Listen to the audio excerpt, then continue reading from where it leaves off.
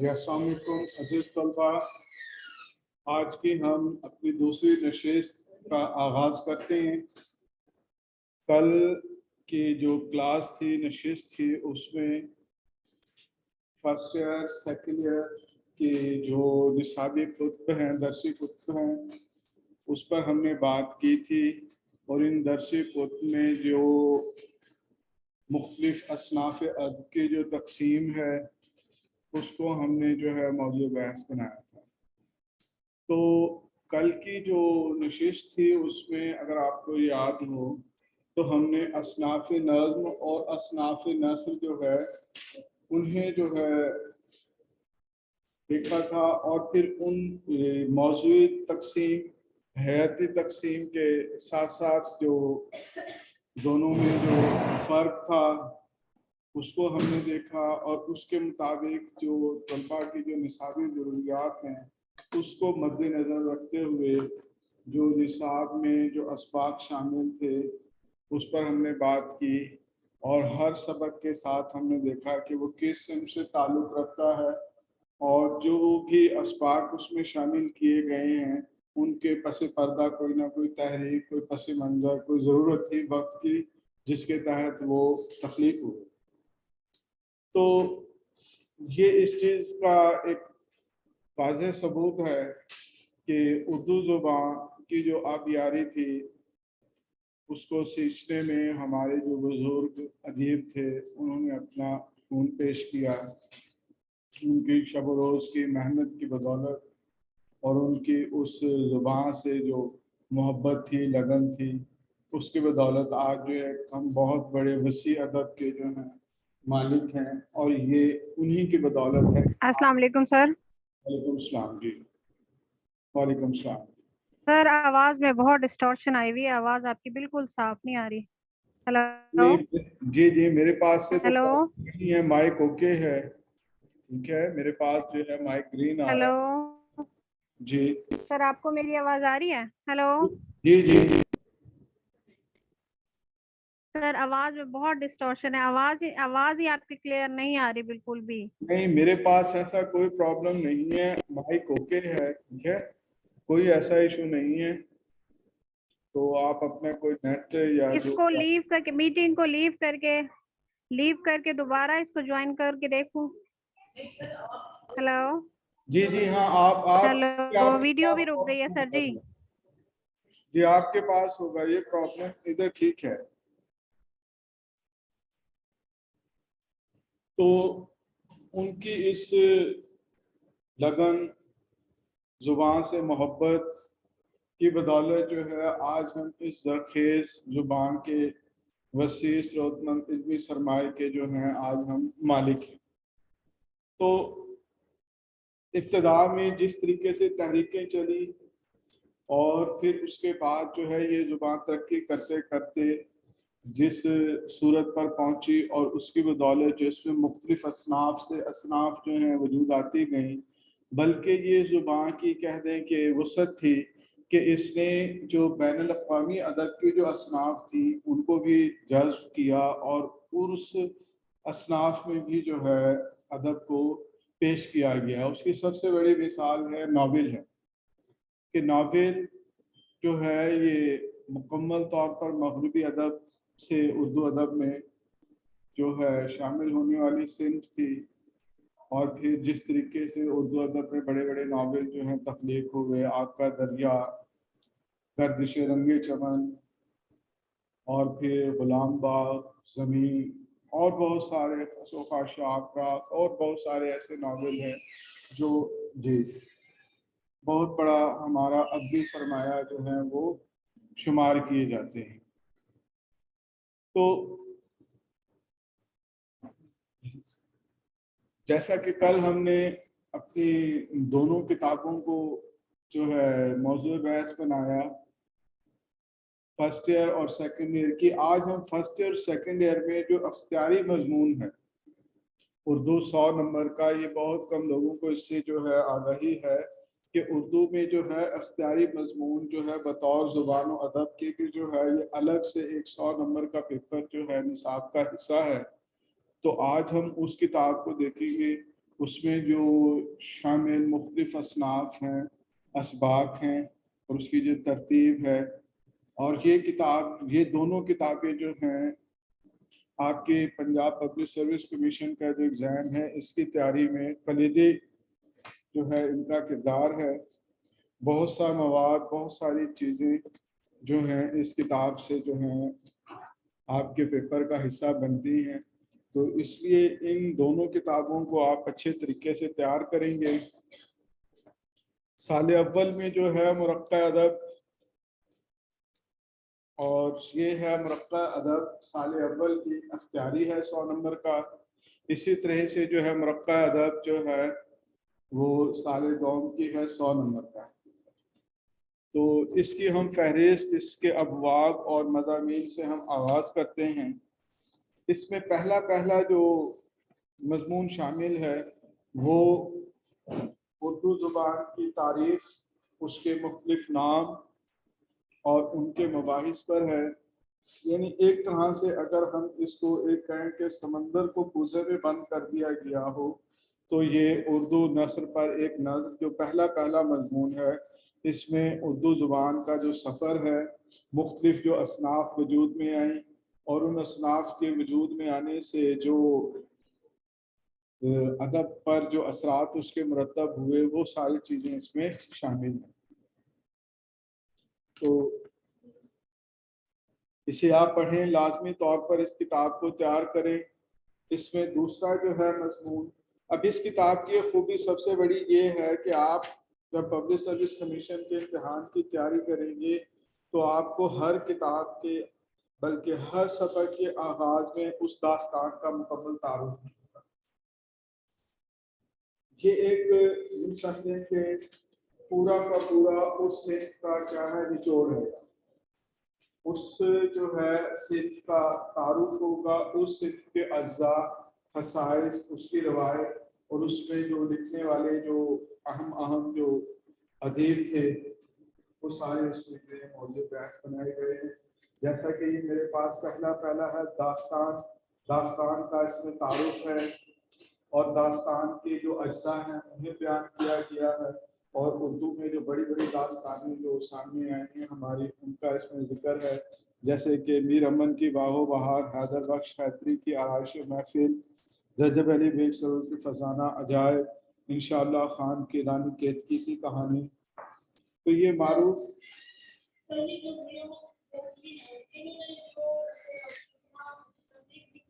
जी जी वो भी इसी में सारी आ जाती है या सिर्फ शॉर्ट लिखता है? आपके सवाल का जवाब ही आ रहा है, आपके सवाल का ही जवाब है अगला नंबर, ठीक है। तो पहला जिस सिर्फ पर वो तारुफ सबक है, मजमून है, उस मुकम्मल सिर्फ का तारुफ पेश किया गया उसमें। फिर उसके बाद उस अदीब के जो नुमाइंदा, उस सिर्फ के जो नुमाइंदा अदीब हैं, जैसे पहले हैं मीर अमन दाहलवी। मीर अमन दाहलवी का मुकम्मल तारुफ, उनके असलूब की खसाइस और फिर उनकी जितनी भी किताबें हैं, ये एक तरह से आपको बना बनाया सामान मिला। आप अगर जो है तारीख की किताबें उठाएं और हर सिर्फ को अलग अलग से पढ़ें, मेरे ख्याल से बहुत ज़्यादा वक्त देगा। यहाँ आपको हर उस अदीब का जो है, जैसे मैंने कल एक अहम चीज़ बताई थी कि 9वीं 10वीं की ना आप टेक्स्ट बुक देखें, सारे बेशक आप तैयार ना करें, उसमें से आप उनमें से वो असबाक देखें जो आपके सरमाया उर्दू साल अव्वल और साल दो में जो अदीब या शायर हैं उनके तारुफ आप वहाँ से देखें, आपको उनकी समझी भी दी जाएगी। जिस तरह यहाँ ये दिया हुआ है ना, हर अदीब का तारुफ और हर सिर्फ का तारुफ और उसकी नुमाइंदा किताबें, साथ में सन भी दिए हुए हैं। तो आपको जो है सरमाया उर्दू में भी उससे जो है मदद मिलेगी। फिर ये उस जो है दास्तान जो है बाहु बहार का एक किरदार इसमें पेश किया गया है, ज़ैली किरदार है उसका, ठीक है। ख्वाजा सरपरस्त का ज़मनी किरदार है। ज़मनी किरदार किसे कहते हैं? ज़मनी किरदार, जी जी जी जी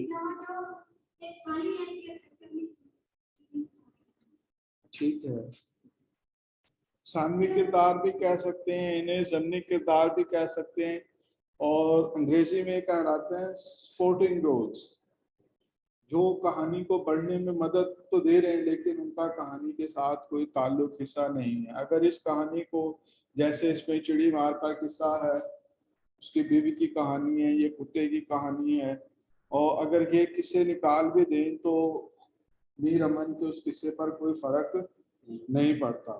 ये बस उस कहानी को तवल्लुद देने या उस कहानी में सपोर्ट करने, उसको आगे बढ़ाने में एक तरह के जो है ना, जिस तरह के आप देखते हैं कोई ड्रामा या कोई फिल्म वगैरह में कॉमेडी रोल होते हैं, ठीक है, वो स्पोर्टिंग हैं, जिन्हें मेहमान अदाकार भी कहा जाता है, कि वो कुछ लम्हे के लिए उस कहानी में आते हैं और उसके बाद वो उनका उस कहानी से, उस स्क्रिप्ट से ताल्लुक खत्म हो जाता है। तो इसी तरह ये उसमें एक स्पोर्टिंग किरदार है जो पेश किया गया है यहाँ। अब हमने जो चीज देखनी है ना वो ये है, इसके नीचे ना इशारिया दिया हुआ है, इन चीजों को तैयार करना है। आप इस सबक को पढ़ें, इस किताब को तफसील से पढ़ें, ठीक है। अब देखें यहाँ आपको पेपर से ही रिलेटेड चीजें मिलेंगी, आपके पब्लिक सर्विस कमीशन में आएगी, ठीक है। कहानी कब बनी, ठीक है, मुसन्निफ कौन है, अंदाज़े तहरीर, वजह शोहरत क्या थी मीर अमन की। फिर अब सारी आपने मश्क तैयार नहीं करनी है, सवाल जवाब के, सिर्फ दो चीजें देखेंगे, इनमें से ज़रब मिसल, मुहावरात रोजमर्रा जो दिए होंगे सिर्फ उन्हें आप तैयार करें, ठीक है। मज़ामीन पढ़े पूरे उसके, उसमें जो भी मुहावरात हैं, ज़रब मिसल हैं, इस तरह की चीजें उन्हें आप तैयार करें। और आप पास पेपर उठा के देखेंगे, आप देखेंगे यहीं से कोई लफ्ज उठा के और जो है ना वो उसके एमसीक्यूज में इस्तेमाल करा दिया। सेम इसी तरह से दास्तान का दूसरा बड़ा नाम रजब अली बेग से फसाना जाए। रजब अली बेग का दास्ताने है, तो वो दास्तान का शुरू में तारुफ आ गया, फिर उसके बाद जो दो नुमाइंदा इसमें है अदीब, उसमें रजब अली बेग सरूद का तारुफ है, और उनकी जितनी भी किताबें हैं ना उन सबका यहाँ जिक्र है, किस सन में ये लिखी गई है, किस चीज का जवाब था ये, ठीक है, कि किसका अहद था, ये उसकी सारा एक्सट्रैक्ट करा हुआ है, ठीक है। वाजिद अली शाह के दरबार था, लखनऊ से थे, 1856 में जो है सल्तनत अवध के जवाल के बाद जो है इन्हें लखनऊ तर्क करना पड़ा। फिर वो नाम भी दिए हुए किन किन के पास उन्होंने इस दौरान में क़याम किया है, ठीक है, और किन हालात में ये लिखी गई है। उनकी जितनी किताबें हैं, शरर इश्क, शगुफ़ा मोहब्बत, गुलजार सरूर, शबिस्तान, शाह सरूर, सारी उनकी जितनी भी किताबें हैं उनके नाम हैं। तो ये इसी तरह से आप इसकी भी जो है सबक को पढ़ लेंगे। सबक को पढ़ते हुए इसमें जो भी मुहावरात, तीन चीजें पेपर में 10 नंबर की वेटेज है इसके, ठीक है, मुहावरा, ज़रबुल मिसल या रोजमर्रा, ये तीनों मिला के 10 नंबर के 10 एमसीक्यू होंगे, आप जो भी पेपर उठा के देखेंगे, ठीक है। तो ये इसी तरह से इन्हीं चार किताबों में से हैं, तो इन्हें आप तैयार करें, ठीक है। और सिर्फ एमसीक्यूज वो देखें जो पेपर के मुनासबत से हैं। फिर इसमें देखें मुकम्मल तौर पर नावल का तारुफ है, नावल की जितनी अक़साम है, नावल की जितनी अक़साम है उनका जिक्र है, उर्दू के नुमाइंदा नावल और उनके जो नावल निगार हैं उनके नाम हैं, सारा देखें तरतीब से पूरा, नावल के अज्जा कौन कौन से होते हैं, ठीक है ना। ये जो आप पढ़ेंगे यहाँ भी यही वही चीजें हैं, ठीक है। यहाँ थोड़े से वजाहत से उनकी चीजें तकरीबन, देखो ये तैयार करेंगे, ये इब्तदाई चीज है, मैंने पहले कहा था कि यूं समझे कि आपकी बुनियाद बनेगी आगे पढ़ने के लिए। इसको जितने कम वक्त में जितनी जल्दी आप पढ़ सकते हैं इसको आप समेट लें, फिर आपको आगे चीजें क्लियर होती जाएंगी। अगर मैं आपसे बात करता रहूं कि तरकीब बंद और तरजीह बंद न, जिसको पता ही नहीं होगा भी तरकीब बंद तरजीह बंद है क्या, وہ تو اوپر سے فلائی کر جائے گا. اب اسی میں ہی جو ہے نا مثالیں یہ پیپر میں بھی آئی ہوئی ہیں, میں لائن بتا دیتا ہوں آپ کو. اقبال کی 4 نظموں کا ذکر ہے اس میں جو ترجیح بند میں ہیں, ترکیب بند میں ہیں. اب وہ پیپر میں آیا ہوا ہے کہ اقبال کی یہ نظم جو ہے نظم کی کس حیثیت میں جو ہے وہ لکھی گئی ہے. اگر آپ نے پڑھا ہوگا, پتا ہوگا آپ کو کہ ترکیب بند یا ترجیح بند ہے کیا, تو آپ اس کو فوراً سمجھ جائیں گے. اسی طرح سے آپ یہ جو فرسٹ ایئر سیکنڈ ایئر کی جو ٹیکسٹ بک ہے سرمایہ اردو ہے, اس میں جو ہے نظمیں ہیں. ابھی اسی طرح پا رہے میں حصہ نصر کو تھوڑا سا پڑھ لوں. یہاں پہ اس میں ہے تسلیم الرضا ہے, اسلامی مساوات ہے, کتاب ہے. ان کا نظم کی کس حیثیتی قسم سے ہے. ہم نے 2 چیزیں پڑھی تھی نا, ایک تو نظم کی قسم تھی موضوع کے حساب سے اور دوسری تھی حیثیت کے حساب سے. تو موضوع کے حساب سے بھی ہیں اس میں, حیثیت کے حساب سے بھی ہیں. اب مرثیہ جتنے بھی جو ہیں وہ لکھے گئے ہیں وہ مسدس حیثیت میں ہیں. تو جب آپ کو پتہ ہی نہیں ہوگا مسدس مخمس مسنن ہے کیا, کون کون سی نظمیں کس نے کس حیثیت میں لکھا ہے, تو وہ چیزیں سمجھنا پھر مشکل ہو جائے گا. تو یہ آپ کے جتنے بھی بنیادی کانسیپٹس ہیں پہلے کے, یہ کتاب ان کو پڑھنے میں سمجھنے میں آپ کو مدد دے گی اور بہت ساری چیزیں آپ کی اس سے نا کلیئر ہو جائیں. شکوہ جواب شکوہ آ جائے, پوچھیں گے آپ سے کیا ہے وہ کس حیثیت میں ہے, ترکیب بند ہے, ترجیح بند ہے. کل میں نے اقبال کی ایک نظم کا ذکر کیا تھا, مسجد خطبہ ساکی نامہ, ٹھیک ہے, یہ کس حیثیت میں لکھی گئی ہیں. جب ہم اقبال کا پیپر یہاں ڈسکس کریں گے تو پھر اس میں ان تمام چیزوں کو بھی جو ہے انشاءاللہ جو ہے اس میں موضوع بنے.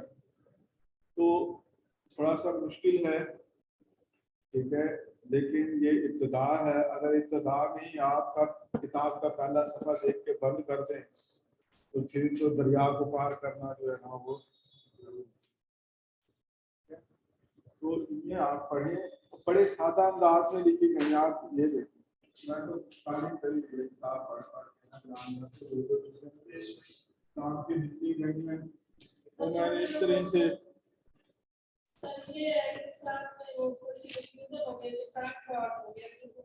اب یہ دیکھیں نا, یہ جو میں نے نشان لگا رکھے ہیں نا, یہ پیپر میں ہم سے کیوں ظاہر ہوئے ہیں. اس میں سے یہ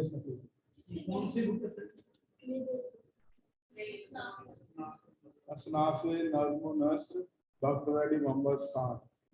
اب اسی میں سے جو ہے نا یہ سارے جو ہیں, اب دیکھیں یہاں میں نے پیج نمبر لکھے ہوئے, کہاں سے اس نے معروضی اٹھائی. نہیں, یہ آپ پڑھیں گے تو آپ خود اپنے نوٹس بنائیں گے نا. یہاں میں نے لکھا ہوا ہے, دیکھیں نا یہ کس پیپر میں کس پیج سے جو ہے وہ چیزیں اٹھائی گئی ہیں. ترکیب بند ترجیح بند کے لیے کون کون سی مثالیں نہیں ہیں. حالی کی یہاں سے مثالیں دی ہیں, صنعت تضمین کی اٹھائی ہوئی ہیں. یہاں سے سٹارٹ سے سٹارٹ ہو چکا ہے نا. دیکھیں یہ ابھی آپ کا ایم اے والی پچھلی چیزیں ہیں نا, یہ اوور آل ایک ریویو ہے کتاب کے مطابق. یہ آج ہم انہیں ڈسکس کر لیں گے. یہ اب آپ نے امتحان تک ان 4 کتابوں کو بہترین طریقے سے تیار کر دینا ہے. یہ شروع میں ان 2 چیزوں کو میرا ڈسکس کرنے کا مقصد یہی تھا کہ آپ جو ہے نا فرسٹ ایئر سیکنڈ ایئر کی کتاب کا جو مجموعی تعارف ہے, جو اصناف ہیں وہ آپ کو بیان کر دی جائیں, بتا دی جائیں. پھر آپ جب تک یہ ہم باقی اصناف پڑھتے جائیں گے, آپ اس کے ساتھ ساتھ ڈیلی ایک اپنا خود شیڈیول بنا لیں کہ آپ کتنے دن میں اس کو ختم کر سکتے ہیں. ایک دستہ بنا لیں, اس کے اوپر اس کے نوٹس جو بھی ہیں, تلخیص جو بھی ہے وہ آپ نکال لیں. تو بات کر رہے تھے کہ ناول, اس کا ناول کا تعارف, ناول کے جو اجزاء ہیں, ٹھیک ہے, اور پھر نمائندہ ناول, ناول نگار, ٹھیک ہے, ناول کی اقسام, اور یہ مرزا ہادی رسوا کا آ گیا ہے. یہاں مرزا ہادی رسوا کا تعارف, ان کی جتنی کتابیں ہیں کس کس سن میں لکھی گئی ہیں, پھر اس میں سے یہ ایک باب اس میں دیا گیا ہے نصاب میں ایک, اور پھر آخر میں جو ہے یہ اہم ترین اس میں سے جو ہے نا سوالات ہیں. تو ہمیں آپ دیکھیں اس میں अब देखो मिर्जा हादी रुस्वा ने उर्दू के अलावा किस जुबान में जो है अदब लिखा है, या उर्दू के अलावा किस फन पर अबूल था, मौसीकी पर था, रियाजी पर था, ठीक है। इसमें से आपने 2-3 चीजें तैयार करनी है, सबक का तारुफ, मुसन्निफ का तारुफ, सबक को पढ़ें, उस सबक में जो भी अहम मुहावरात, ज़र्ब, मिसाल, इस तरह की चीजें हैं उन्हें आप जो है पढ़ते जाएं और अपने पास उसके जो भी नोट्स हैं ना वो आप बना लें। ये देखिए आप आगे आते हैं 3 मजमून आएंगे शायरी के लिए शर्तें, 11, 12, 13 मुसलमानों का कदीम तर्ज तालीम हाली का मजमून है, और मौलाना मोहम्मद हुसैन आज़ाद का यहाँ पर दिया हुआ है शायरी के लिए 3 शर्तें। ये जो MA में आप पढ़ते हैं ना कि हाली ने जो शायरी के लिए जो 3 जो शराइत बताई हैं, उम्दा शेर की क्या है, ठीक है वो, और फिर इसमें मौलाना मोहम्मद हुसैन आज़ाद ने जो शायरी का नजरिया दिया है। अब इसमें से ना MCQs आए हुए हैं पेपर में, यहीं से लाइनें उठाई गई हैं सबक की, ठीक है। इसलिए ये किताबें अहम है कि ये आपको बुनियादी जो है मालूमात देंगी पेपर की तैयारी की, ठीक। फिर आप आए देखें यहाँ पे ना ये हिस्सा नज़्म एक तवील है, हर शायर दिया हुआ है, मसलन 92 सफ़ा पर आ जाए, इसमें 92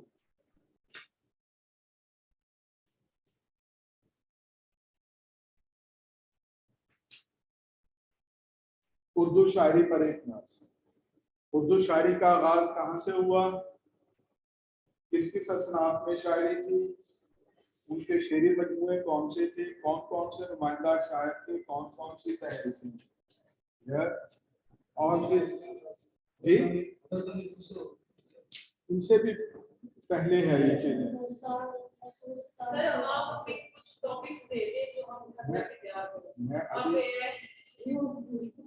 नहीं ये मैं इसलिए बता रहा हूँ कि ये देखें हम की रवायत कहाँ से शुरू हुई है, उर्दू के अहम वो शौरा उनके मजमुआ कलाम के नाम, ठीक है। इसी तरह से मौलाना जफर अली खान है, इनके जितने शायरी के मजमुए हैं हमद पे और जो नातिया या दीनी गैर दीनी कलाम है वो सारी हैं।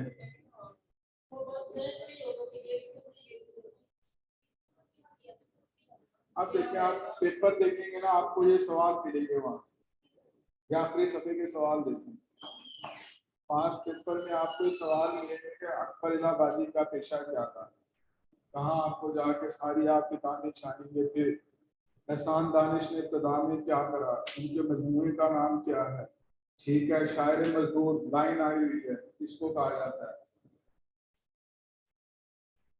तो इन दोनों किताबों को आप बेहतर अंदाज में तैयार करें, ठीक है। फिर जब आप पेपर देखेंगे ना आप खुद खुशी से उठने भी तो वहां से मारूजी उठाई हुई है, हम पढ़ चुके हैं इसे। तो ये जो है बुनियादी चीजें हैं, इन्हें आप देखें।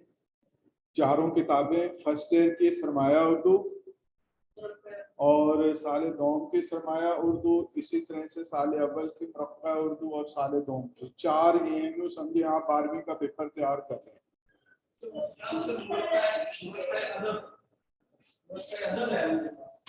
जी जी जी मुरक्का अदब है,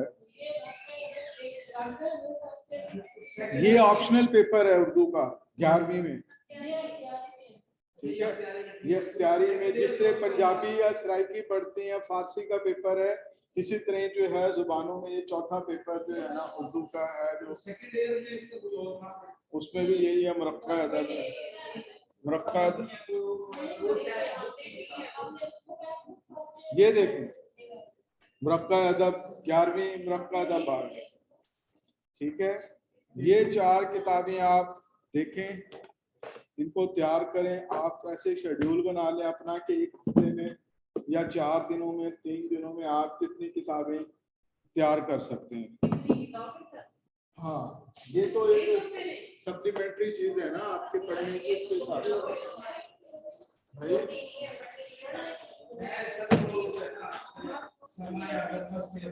جی دیکھو افسانہ نہیں، اصل یہ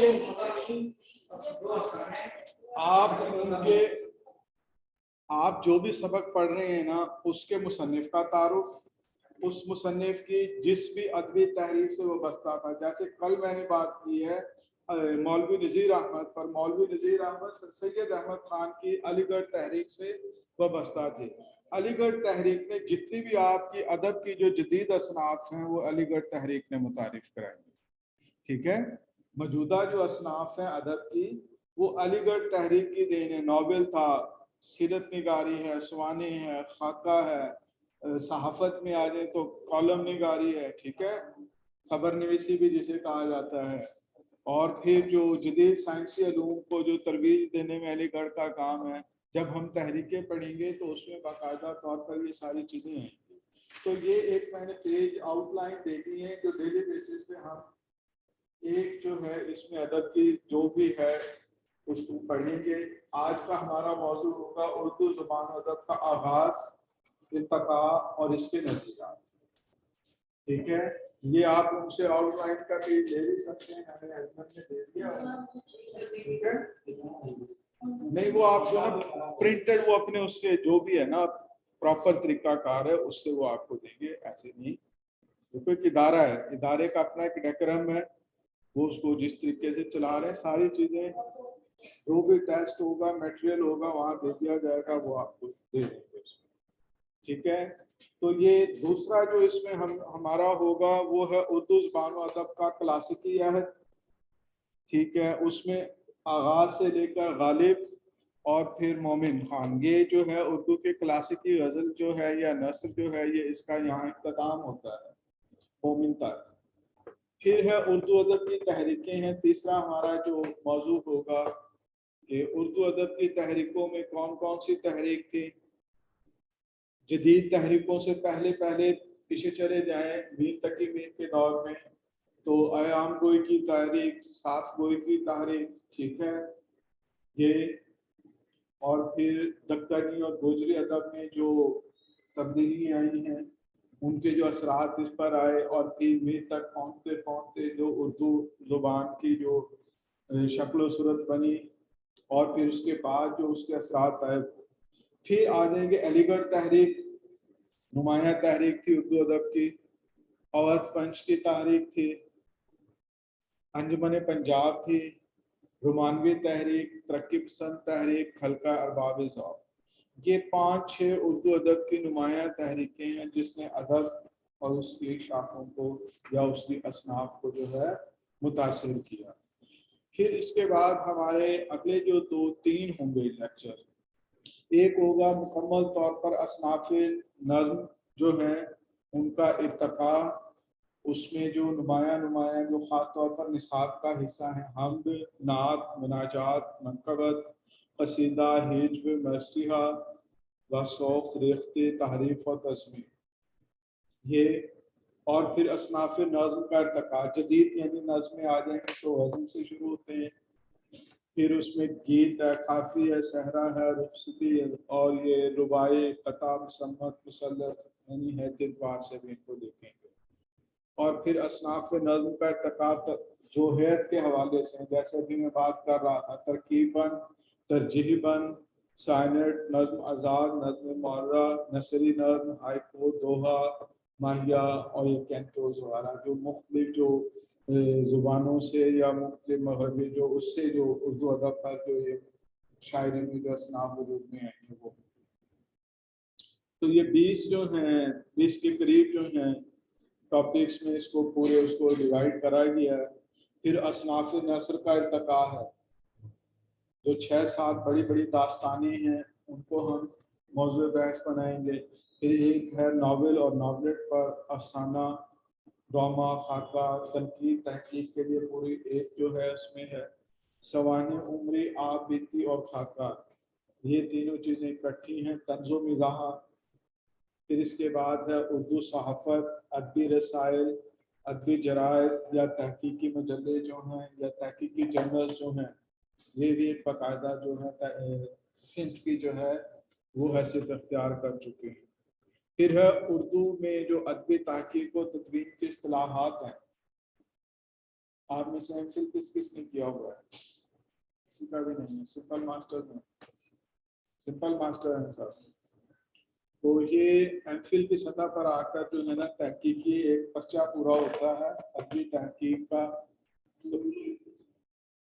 وہاں آپ نے تنقید کی اصطلاحات اور یہ ادبی اصطلاحات تدوین کی اصطلاحات یہ باقاعدہ کتاب ہے پرچہ ہے جو پڑھایا جاتا ہے. پھر علم بیان ٹھیک ہے علم بدیع صرف و نحو اور خاص طور پر جو انٹر کے جو سطح پر جو نصاب میں شامل ہیں چیزیں اس میں جو علمی ادبی اصطلاحات میں ہے تلمیح ہے اور تشبیہ استعارہ ہے ردیف قافیہ مطلع مقطع یہ چیزیں ہیں صرف.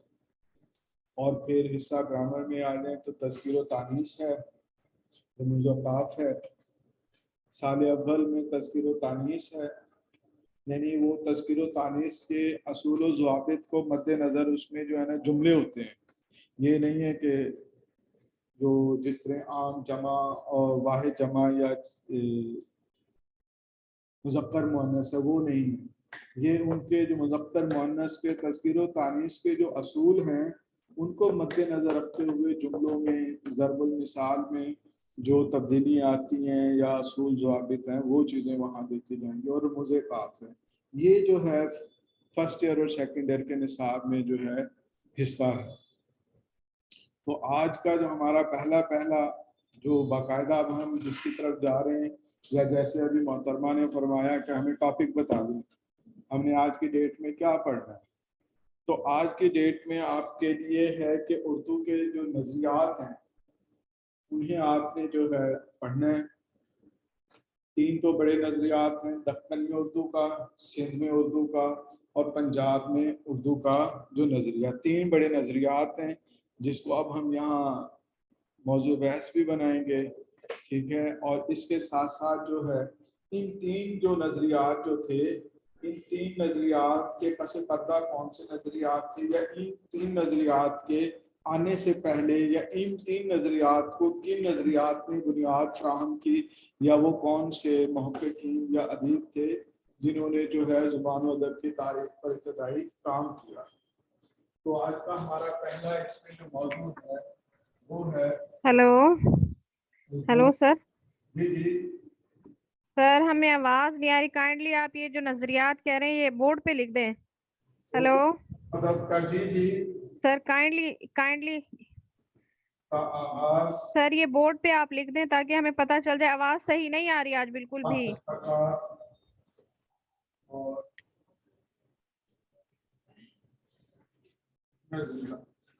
یہ ہمارا اس اسکیم کا یا اس موٹو کا اس منظر کا پہلا آج کا سبق ہے کہہ دیں سبق. آپ کی ویڈیو پاز ہو گئی ہے. جی آواز آ رک رہی گئی ہے ہے آپ ویڈیو کو؟ سر. جی جی آ رہی ہے آواز. کیا کریں آج بہت ہی گندا آ رہا ہے. ایسا کریں نا ایڈمن سے آپ رابطہ کریں وہ دیکھیں گے کیا مسئلہ ہے کیوں ایسا ہو رہا ہے. سر ویڈیو بھی پاز ہو جاتی ہے آواز تو بالکل بھی نہیں آ رہی. اب آپ کی آواز آئی ہے اور بورڈ پہ بھی صاف نظر نہیں آ رہا کیا لکھا ہے آپ نے.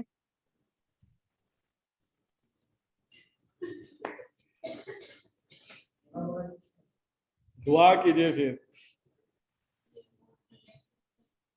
تو سر کیا دعا کرنی ہے؟ بس دعا کریں نا اللہ تعالیٰ بہتری کرے. تو دیکھیں پہلا ہمارا موضوع ہے نظریات. 3 بڑے نظریات ہیں اس میں. پہلا ہے دکن میں اردو کا نظریہ. پھر اس کے بعد دوسرا نظریہ جو سامنے آیا تھا وہ تھا پنجاب میں اردو کا نظریہ. اور تیسرا نظریہ کیا تھا سندھ میں اردو کا. دکن میں اردو کا آگے کیا لکھا ہوا ہے سر؟ नजरिया, नजरिया, पंजाब में उर्दू का नजरिया और सिंध में उर्दू का नजरिया। ये तीन बड़े नजरियात हैं जो उर्दू ज़ुबान की तारीख में, उर्दू अदब की तारीख में आमिर हैं। वैसे तो सारे ही हैं, उनके दिगर जो नजरियात थे उन नजरियात ने नजरियात के लिए बुनियाद स्थान, या इन नजरियात के बाद वो नजरियात आए, कहीं रद्द की सूरत आई और कहीं कबूलियत। फिर इनके साथ एक नजरिया इसमें आता है मौलाना मोहम्मद हुसैन आजाद का, जिसमें उन्होंने कहा कि उर्दू जो है वो भाषा की बेटी है। फिर इसमें दूसरा जो है डॉक्टर शौकत सब्जवारी का नजरिया, और फिर उर्दू का ताल्लुक जो है मुल्तानी जुबान से या सराइकी जुबान से भी जोड़ा गया और उसको वैदिक कहत से, वैदिक बोली से कहा गया, वो है आइनुल हक फरीदकोट।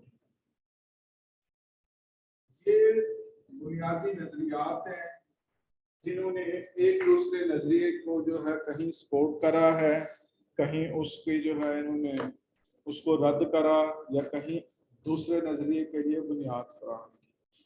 तारीखी लिहाज से इसमें सबसे पहले दक्कन में उर्दू का नजरिया पेश किया गया, उसके तकरीबन कोई 5-6 साल 1923 में ये है, 1928 में पंजाब में उर्दू का नजरिया, और फिर सिंध में उर्दू का नजरिया। ये तीन किताबें हैं, तीन बड़े बड़े जो हैं मुहक्किकीन हैं जिन्होंने इस पर बात की है। कौन सा है उनका? जी जी, कौन सा नजरिया? मैं आपसे वही बात कर रहा हूँ ना, कौन सा नजरिया पेश किया उन्होंने? अख्तर शिरानी। अख्तर शिरानी नहीं है, हाफिज महमूद शिरानी है। जी जी जी, तशरीफ रखें। गुड नेम, इसमें ग्रामी मोहम्मद काशिफ। एमए आपने किस साल में किया है? 2021, रिसेंट। कहाँ से? जकरिया यूनिवर्सिटी से। रेगुलर क्लासेस पढ़ी हैं? ऑनलाइन क्लासें पढ़ी हैं? और आपके साथ जो हैं क्लास फेलो हैं आप? फिजिक्स है, तो आप उर्दू में फिजिक्स की तलाश कर रहे हैं?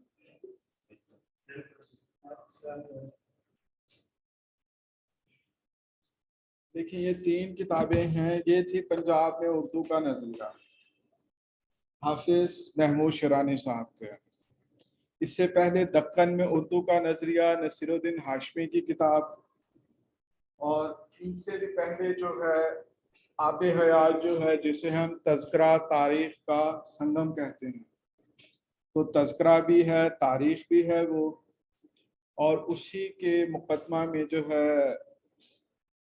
मौलाना मोहम्मद हुसैन आज़ाद ने जो है उर्दू ज़ुबान की जो इब्तिदा के मुतालिक नज़रिया पेश किया कि उर्दू जो है ब्रज भाषा से निकली है या उससे उसका ताल्लुक है, और उर्दू को जो है ब्रज भाषा की बेटी कहा।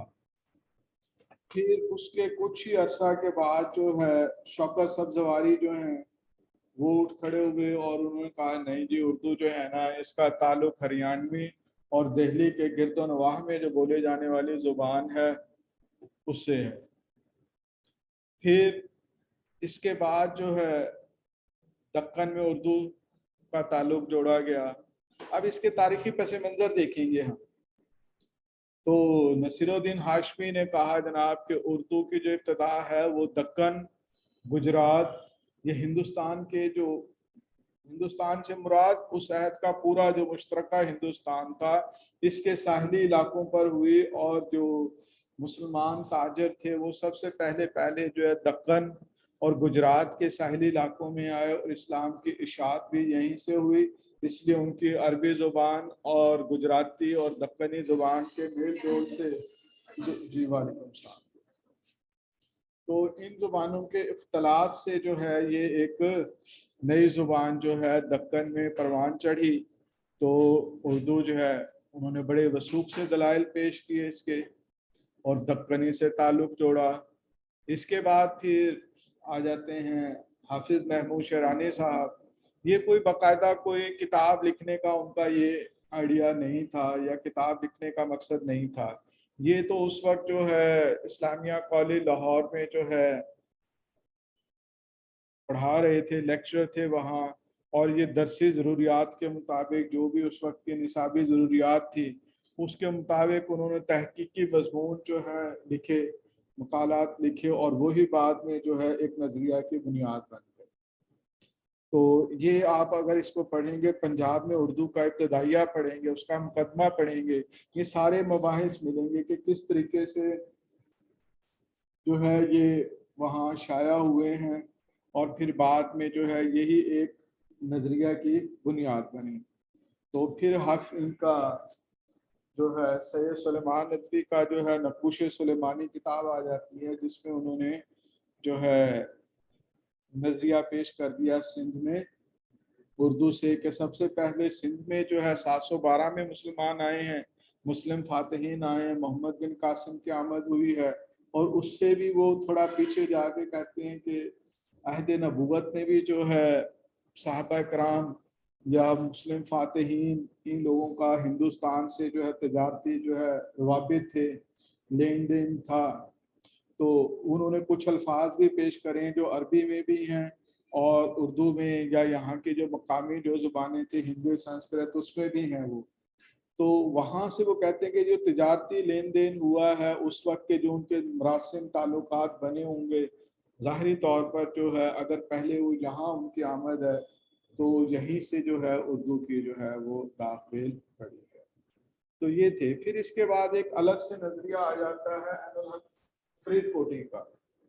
ये इसको जो है ना मौलाना मोहम्मद हुसैन आज़ाद के अहद से भी पीछे ले जाते हैं। इसको वो आर्याओं के दौर और इसको जो है ना वेदक बोली जो है उससे जोड़ देते हैं। और जो बर्रे सगीर में जो द्राविड़ी और मुंडा कबाइल थे ये यहाँ की सबसे पहली कौमें हैं, ठीक है, ध्यान में रखिएगा। द्राविड़ और मुंडा कौम जो हैं, ये जो कबाइल जो थे ये बर्रे सगीर के सबसे पहली कौमें थी। ये दरियाए आकड़ा जो अब ख़त्म हो चुका है ये उसके जो है गिरदोनवाह में आबाद थे। तो वो कहते हैं कि ये उनकी ज़ुबान के इख्तलात से जो है और आर्यन ज़ुबान और फिर उसमें जो है मुसलमानों की फ़ारसी अरबी इस ज़ुबान के इख्तलात से जो है एक नई ज़ुबान, यानी वो उसको वैदिक बोली से जोड़ते हैं। तो ये 5-6 नज़रियात हैं जिसको अब हम तफसील से पढ़ेंगे, ठीक है। तो ये डॉक्टर सलीम अख्तर साहब की किताब का दूसरा बाब है। यहाँ इख्तसार से और जामे अंदाज में इस पर बहस की गई है। सारे के सारे ये 6 नज़रियात जिन पे मैं बात कर रहा हूँ इस वक्त, ठीक है, ये है उर्दू अदब की मुख्तसर तरीन तारीख। इसका दूसरा बाब है, इसमें जो है ये सारे मबाहिस जो हैं, यानी अगर आप वो देखें जालवी साहब की किताब को देखें या तबस्सुम काश्मीरी साहब की किताब, वो इनकी निस्बत ज़खामत में ज़्यादा है। फिर अलग अलग आप किताब को पढ़ने बैठ जाएंगे, जिस तरह ये एक है, ये पंजाब में उर्दू है? मैं वही तो बता रहा हूँ ना, 40 दिन नहीं लगाने ना हमने। मैं आपको बता रहा हूँ कि इसमें जो एक बाब दिया गया है सिर्फ आप उसको पढ़ लेते हैं, आपके ये 5-6 किताबों का आपको यहाँ पे समरी मिल जाएगी, ठीक है। इसका दूसरा बाब है जिसमें जुबान व अदब पे उर्दू जुबान का इर्तका, इसके जो नज़रियात पे जो बात की गई है, 6 के 6-7 नज़रियात, इनसे पहले जो नज़रियात और जो इनके दरमियान में जो तहरीकें चली हैं या जो नज़रियात को बुनियाद फराहम करने वाले नासिर थे, उन पर बात की गई है। تو یہ دوسرے باب میں سب سے پہلی جو بات کی گئی ہے وہ یہی ہے، جیسے کہ میں نے مولانا محمد حسین آزاد سے کے متعلق جو ان کا جو نظریہ تھا اردو کے متعلق کہ اردو جو ہے برج بھاشا کی بیٹی ہے، یا اردو کا جو ہے نا تعلق برج بھاشا سے جو انہوں نے جوڑا ہے، یہ ان کی کتاب جو ہے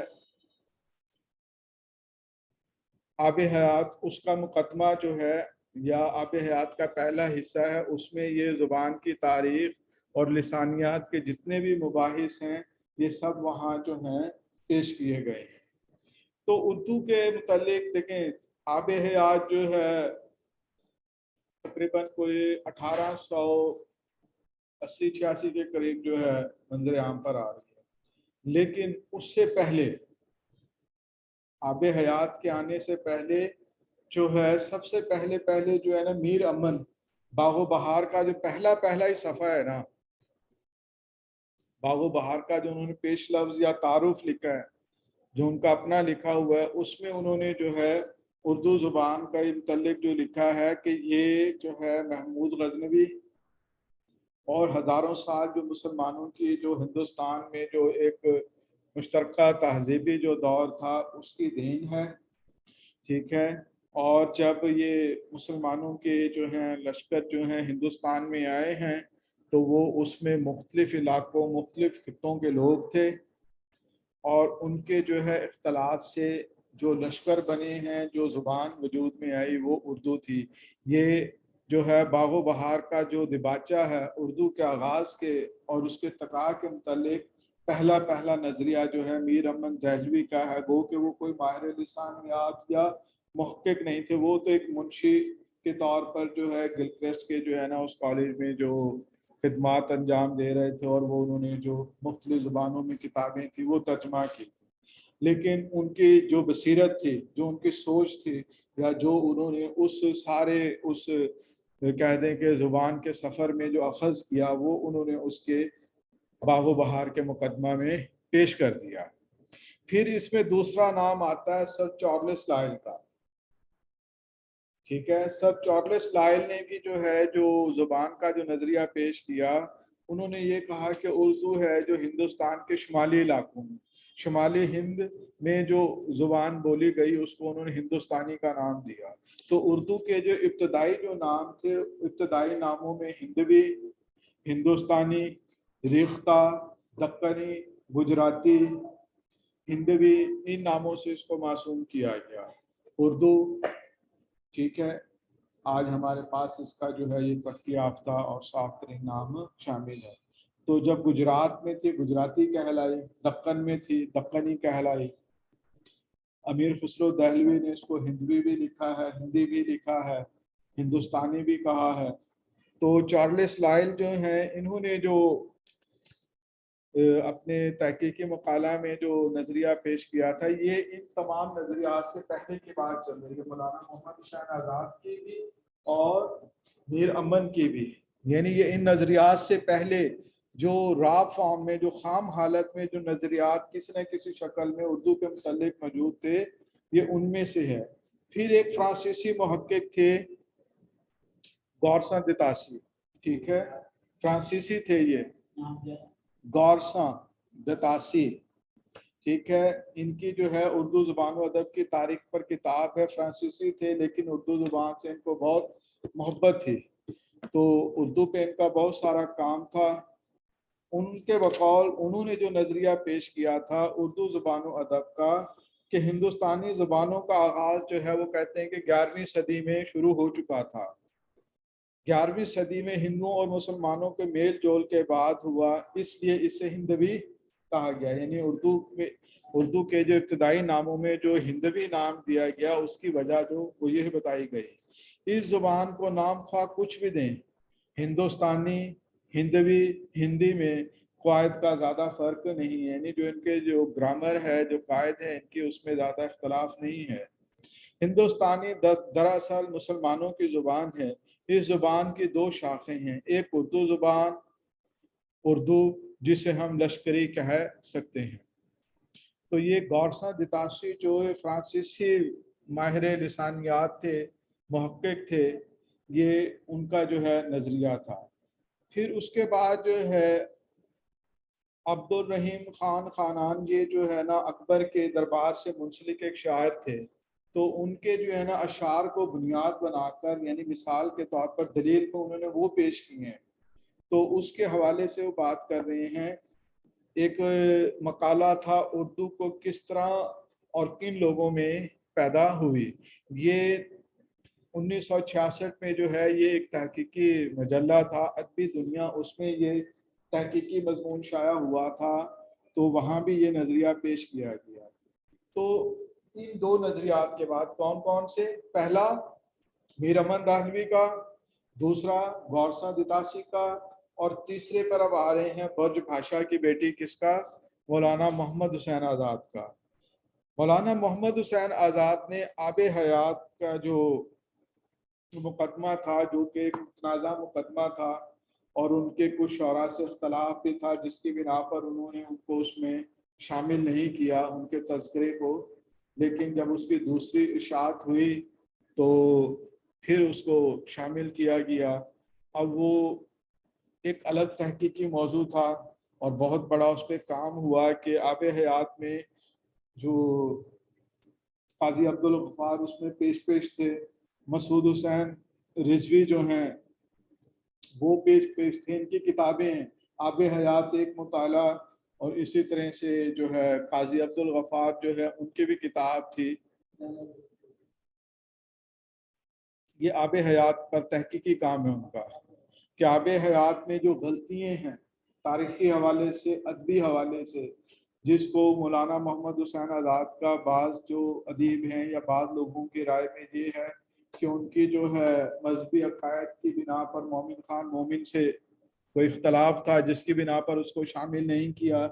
اور ابراہیم ذوق جو ہیں وہ ان کے استاد تھے, اس لیے ان کا جو ہے اس میں انہوں نے حصہ زیادہ رکھا یا ان کو زیادہ بڑھا چڑھا کر پیش کیا.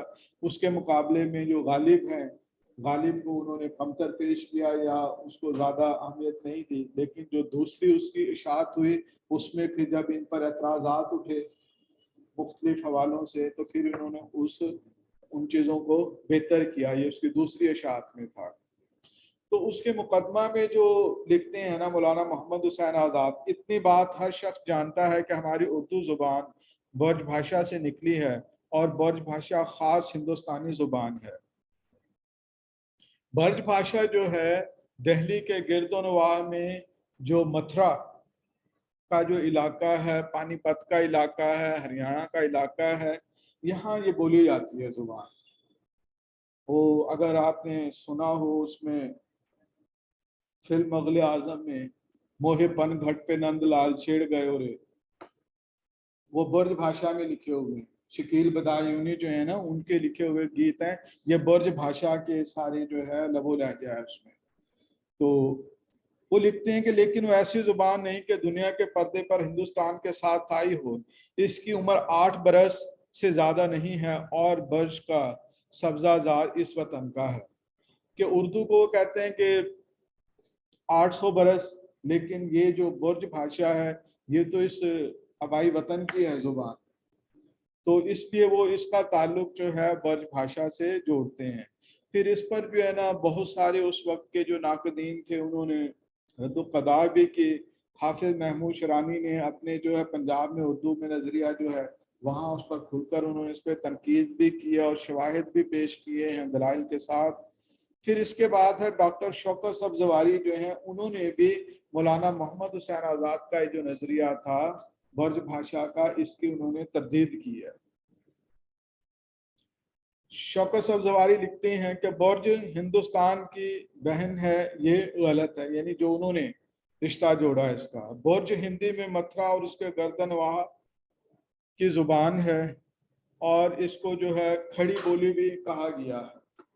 پھر تیسرا جو اس میں بڑا جو نظریہ یا تحقیقی تاریخی حوالے سے جو ایک نیا موڑ آتا ہے وہ ہے اردو ادب میں جو تاریخ ہے وہ انگریزی زبان میں لکھی گئی تھی رام بابو سکسینہ کی. اردو زبان و ادب کی تاریخ انگریزی زبان میں تھی اور اس کا جو ہے محمد حسن عسکری نے جو ہے ترجمہ کیا تھا اردو میں. تو اس میں جو ہے وہ لکھتے ہیں زبان اردو اس ہندی یا بھاشا کی ایک شاخ ہے جو صدیوں تک دہلی اور میرٹھ کے اطراف میں بولی جاتی تھی اور اس کا تعلق شور سینی پراکرت سے بلا واسطہ تھا۔ یہ بھاشا جس کو مغربی ہندی کہنا بجا ہے زبان اردو کی اصل اور ماں سمجھی جا سکتی ہے۔ اس طرح ہمارے خیال میں برج بھاشا کو اردو کا ماخذ قرار دینا کہ مغربی ہندی کی ایک شاخ ہے جیسا کہ مولانا محمد حسین آزاد نے بھی سمجھا صحیح نہیں معلوم ہوتا۔ یعنی رام بابو سکسینہ نے بھی جو ہے مولانا محمد حسین آزاد کا جو نظریہ تھا اس کی تائید کی ہے۔ پھر اس میں ایک دوسرا بڑا نام آتا ہے ڈاکٹر سہیل بخاری کا، ٹھیک ہے، یہ ماہرین لسانیات میں ان کا شمار تھا اور اردو کی جو تاریخ ہے اس میں بھی یہ بڑا نام تھا۔ تو وہ لکھتے ہیں کہ لفظ اردو کو ہماری زبان کی پیدائش سے کوئی تعلق نہیں۔ شاہ جہاں نے صرف یہ کہا کہ دہلی کے اس علاقے کی رعایت سے جہاں یہ بولی جاتی تھی اس کا نام اردو رکھ دیا۔ یہی وجہ ہے کہ اسے شروع میں زبان اردو یا اردو کی زبان کہتے تھے، جیسا کہ میر امن نے باغ و بہار کے مقدمے میں لکھا۔ تو مسئلہ آغاز اردو، یہ ان کے تنقیدی جو مقالات تھے، تحقیقی مقالات تھے، یہ اس میں جو ہے یہ مضمون ان کا شامل ہے اور پھر بعد میں یہی جو ہے ایک باقاعدہ جو ہے کتاب کی شکل میں بھی سامنے آیا۔ پھر بات آ جاتی ہے جی پنجاب میں اردو کی۔ پنجاب میں اردو کا نظریہ 1928 میں پیش ہوا تھا، لیکن اس سے پہلے 1923 میں جو ہے دکن میں جو ہے اردو کا نظریہ پیش کیا جا چکا تھا، کتاب منظر عام پہ آ چکی تھی۔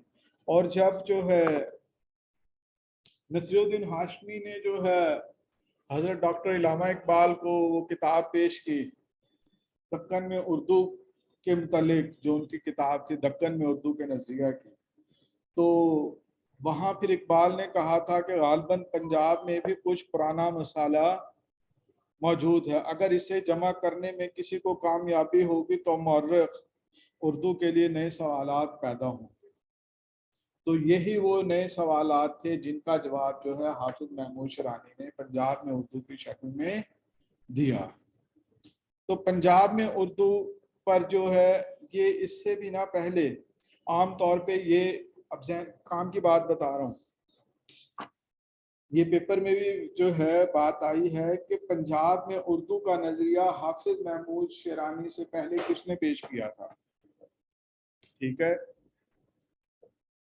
آنکھیں بند کر کے ٹک کر دیتے ہیں جی انہی سے شروع ہوا ہے۔ ان سے پہلے جو ہے یہ ایک رسالہ تھا، ٹھیک ہے، اعجاز سخن، تذکرہ تھا اصل میں یہ، ٹھیک ہے، تذکرہ تھا اعجاز سخن، اور اس کے جو مصنف تھے شیر علی سرخوش تھے، شیر علی، ٹھیک ہے، یہ اس کے مصنف تھے۔ یہ اعجاز سخن کے نام سے یہ تذکرہ تھا۔ اس تذکرے میں انہوں نے پہلی مرتبہ جو ہے پنجاب میں اردو کے متعلق جو ہے وہ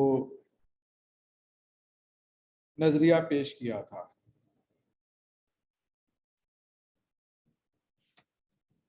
شیر علی سر، اس کے مصنف کا کیا نام ہے؟ شیر علی سرخوش، خے واو شین، خوش، سرخوش۔ اور سر یہ تذکرہ تھا اس کا اعجاز سخن تھا، کیا نام تھا؟ اعجاز سخن، اعجاز سخن یہ تذکرہ تھا، ٹھیک ہے، اور یہ اس تذکرے پر تو اس کا سن اشاعت نہیں ہے، لیکن مولوی عبدالحق صاحب نے تحقیق کے بعد اس پر ایک تبصرہ جو ہے وہ رسالہ میں شائع کیا تھا، وہ 1924 میں شائع ہوا تھا۔ اب اگر یہ اس پر جو تذکرہ جو ہے مولوی عبدالحق صاحب کا 1924 میں آ رہا ہے، تو یہ جو تذکرہ تھا یہ 1924 سے پہلے شائع ہو چکا ہے، جبکہ جو ہے پنجاب میں اردو کا نظریہ جو ہے وہ 1928 میں جو ہے وہ منظر عام پر آ رہا ہے کتاب میں۔ تو پنجاب میں اردو 1928 میں، اور اس سے پہلے جو ہے دکن میں اردو کا جو نظریہ تھا وہ نصیر الدین ہاشمی کا، وہ 1923 میں جو ہے کتابی شکل میں، وہ بھی ان کا تحقیقی کام تھا۔ ٹھیک ہے, نصیر الدین ہاشمی کا تحقیقی کام تھا, اور یہ ان کے پڑھانے کی غرض سے تھا, یہ بھی تحقیقی ہی کام تھا. تو اس میں ان دو ہے رسالوں میں جو ہے یہ پنجاب میں اردو سے متعلق جو ہے مباحث جو ہیں وہ زیر بحث لائے گئے. تو حافظ محمود شعرانی کا جو استدلال تھا وہ یہی تھا کہ 997 سے 1030 تک کا جو دور ہے یہ محمود غزنوی کی ہندوستان میں آمد کا دور ہے. تو اس دوران میں جو محمود غزنوی کے ہندوستان پر حملے ہوئے ہیں اور اس کا یہاں قیام رہا ہے, تو کہتے ہیں کہ اس کا زیادہ جو قیام جو ہے نا پنجاب کے علاقے سے ہی اس کا گزر ہوا تھا اور پنجاب میں ہی زیادہ تر قیام رہا تھا. تو اس کے ساتھ جو لشکر تھا یا بولنے والے تھے ان کی زبان عربی فارسی, ٹھیک ہے, اور اس میں ترک بھی تھے. تو اس طرح سے جو ہے اردو زبان کا جو بنیادی ابتدائی خمیر جو ہے وہ جو ہے پنجاب میں ہی تیار ہوا. تو پنجاب میں اردو کا نظریہ حافظ محمود شعرانی کی زبان میں جو اس کا خلاصہ یا تلخیص کہہ دیں, یہ بات ہم کو یاد رکھنی چاہیے کہ امیر خسرو دہلوی دہلی کی زبان کو دہلی کہتے ہیں. ابو الفضل بھی آئین اکبری میں اس کو دہلوی کے نام سے یاد, یہ اردو کے ابتدائی نام ہے اور اس میں اس کو دہلوی بھی کہا گیا ہے اردو زبان کو. پھر اب شیخ باجن 912 میں یہ ان کی وفات ہوئی ہے, یہ صوفی شاعر تھے. انہوں نے بھی اپنا جو تصوفانہ کلام تھا, جو رسالہ تھا, اس میں جو ہے اس کے لیے دہلوی ہی زبان استعمال کیا ہے.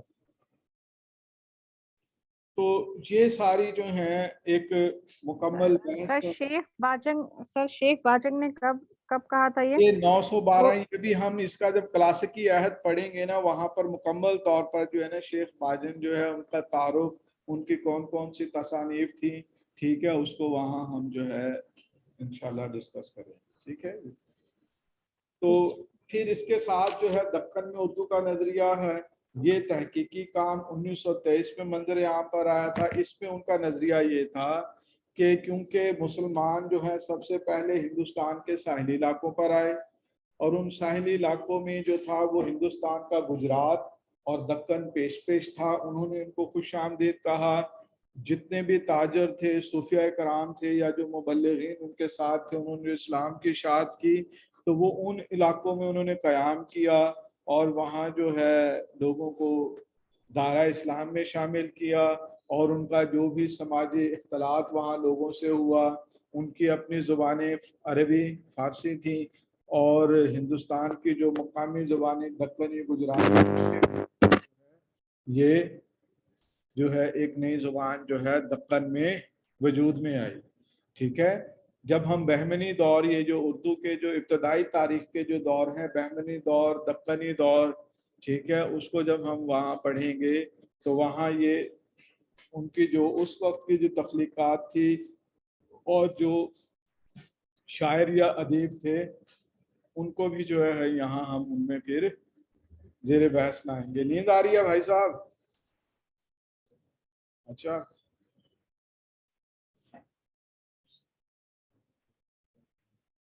تو نصیر الدین ہاشمی کی جو کتاب تھی اس پہ سب سے زیادہ جو تنقید ہے وہ ایک سنسکرت کے جو ہے نا ماہر لسانیات تھے, ماسٹر تارا چند, ٹھیک ہے, ان کی کتاب ہے اسلام کا ہندوستانی تہذیب پر اثر. ٹھیک ہے, اسلام کا ہندوستانی تہذیب پر اثر, یہ کتاب کا نام ہے, اور اس کے مصنف تھے ڈاکٹر تارا چند. یہ سر سید کے علی گڑھ کالج میں بھی پڑھاتے رہے ہیں. ٹھیک, تو انہوں نے اس پر جو بھی ہے ان کی تنقیدی مضامین اس پر شائع ہوئے. تو یہ وہ بنیادی مباحث تھے جو زبان سے متعلق جو ہیں یا اردو کے ابتدائی جو ہیں نظریات سے متعلق تھے. پھر آ جاتا ہے سندھ میں اردو کا نظریہ. سندھ میں اردو کا نظریہ سید سلیمان ندوی نے جو ہے اپنی کتاب نقوش سلیمانی میں پیش کیا تھا. ٹھیک ہے, ان کا یہ دعویٰ تھا کہ سندھ کی وادی ہماری متحدہ تہذیب کا सबसे पहला गहवारा है, इसलिए जो है उर्दू ज़ुबान जो है वो सबसे पहले यही जो है फली फूली, इसने यही जन्म।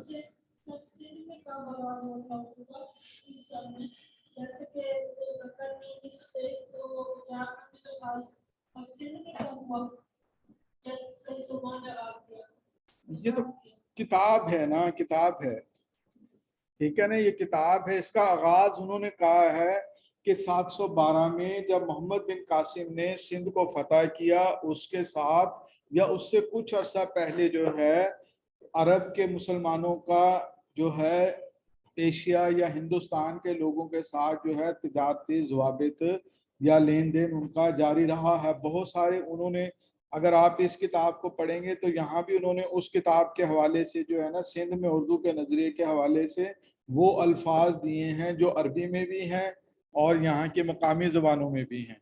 यानी कि जो इनके आपस में जो लेन देन तिजारत जो भी उनके माशरती जो ताल्लुकात उस वक्त बने होंगे, उसकी बदौलत जो लफ्ज़ एक दूसरी जगह से जो हिजरत करके गए हैं और इस तरह ज़ुबान में एक नई जो तब्दीली आई है उस चीज़ को उन्होंने यहाँ पेश किया है। तो वो यही कहते हैं कि सबसे पहले जो है मोहम्मद बिन कासिम की आमद या इससे कुछ अरसा कबल जो है खलफा राशिदीन के दौर में जब ये फतहात का जो सिलसिला बढ़ा है तो यहाँ तक जो है फतहात हुई हैं और जो है ना अरब यहाँ हिंदुस्तान भी आए हैं, तो वहाँ से जो है ना वो इसको जोड़ते हैं कि सिंध की वादी से जो है उर्दू ज़ुबान का जो है इब्तदाई खमीर तैयार हुआ। तो इसके मुतालिक फिर जो है इन पे तनकीदी आरा भी हैं, रद्द अमल भी हैं नज़रियात पर। फिर उर्दू और कदीम वैदिक बोली का डॉक्टर शौकत साहब ज़वारी ने भी कहा, इसी को ही जो है अनुल हक फरीद कोटी भी इसी पर बात करते हैं। और फिर मुल्तानी से जो है उसको जो है ना माहर मौलवी अब्दुल हक जो है उर्दू का ताल्लुक जो है वो मुल्तानी ज़ुबान से जोड़ते हैं। तो ये वो मुख्तलिफ जो हैं वो नज़रियात थे। अब ये अगर आप इसका दूसरा बाब पढ़ लेंगे ना, आपको फिर इधर उधर दीगर जो हैं किताबें देखने की इंशाल्लाह ज़रूरत नहीं पड़ेगी। एक चैप्टर तो पढ़ सकते हैं ना भाई, इसकी पूरी किताब को तैयार करना है तो आप कितने दिन में कर लेंगे इसको?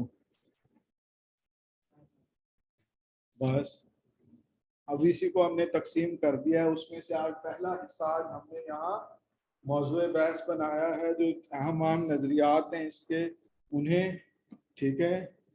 और फिर इसके साथ जो कहते हैं कि जो मुंसलिक हैं नज़रियात जिन्होंने अगले नज़रियात की बुनियाद दी, वो सब इनके साथ आ जाएं। जब आप एक नज़रिया पढ़ेंगे तो उस पर उनकी तनकीदी आरा भी आ जाएगी, या उससे पहले जो नज़रियात थे वो भी शामिल हो जाएंगे। जो चीज़ आज पढ़ी है कल उसका जो है फिर ये हम MCQs टाइप में ही टेस्ट भी लेंगे। ये कल आपको नज़रियात इनके मबाहिस पढ़े हुए हो, ठीक है, ताकि जो है पता भी चलता जाए कि कुछ समझ आ भी रहा है या समझ आ रहा है सिर्फ।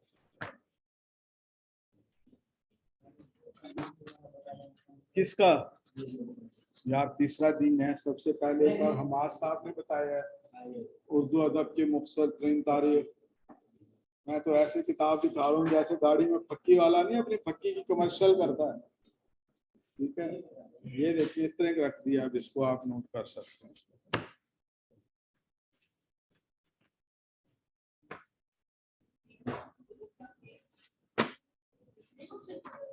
जी जी, डॉक्टर सलीम अख्तर साहब की है ये किताब।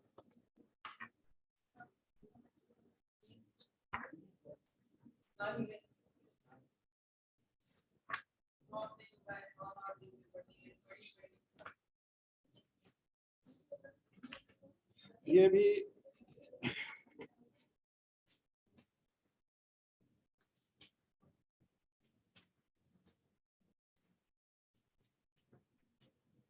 देखो, जुबान की जो तश्कील है ना वो एक दिन में नहीं होती। ये इसके लिए जुबान जो बनती है या एक नई शक्ल में सामने आती है एक दिन में नहीं होती। जुबान पहले बोली। क्या आपको इस चीज़ का फ़र्क मालूम है? जिंदा जुबान, मुर्दा जुबान, बोली और जुबान में फ़र्क? हाँ जी, लास्ट 2 आप बता सकते हैं?